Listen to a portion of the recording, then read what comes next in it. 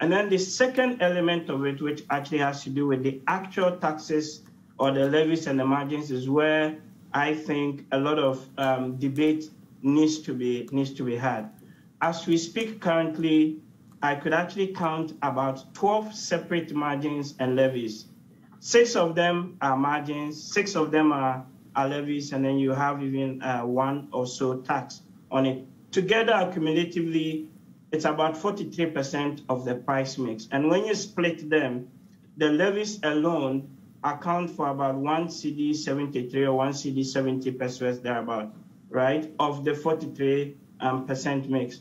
And you begin to break them down and you begin to realize that there are a number of things that are in there that should not be there.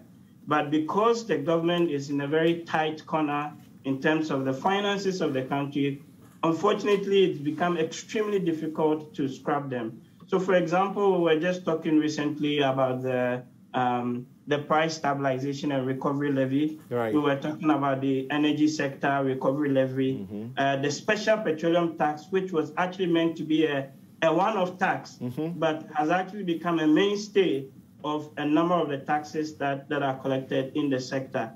I think we need to have an honest conversation, and we need to come back to the table and find the basis from, in my view, or the rationale for imposing some of these levies. I don't think they are sustainable.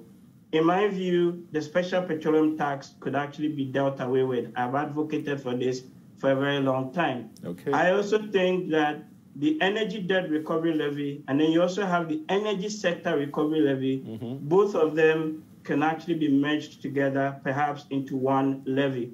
But the problem, as the two similar things, they give us about what, 40? Is it 49? It's 49 pesos. Yes, 49 plus pesos. Another 20 pesos. So that's what, 69, almost 70 pesos, which is quite a big chunk. So if there's a merger, what are you thinking? How much thereabout? At the moment, I don't have any specifics. Okay. But the rationale for the imposition of these two levies is pretty much similar. Okay. And the idea was that you want to actually deal with the historic indebtedness in the sector. Nevertheless, we're still incurring more of these debts.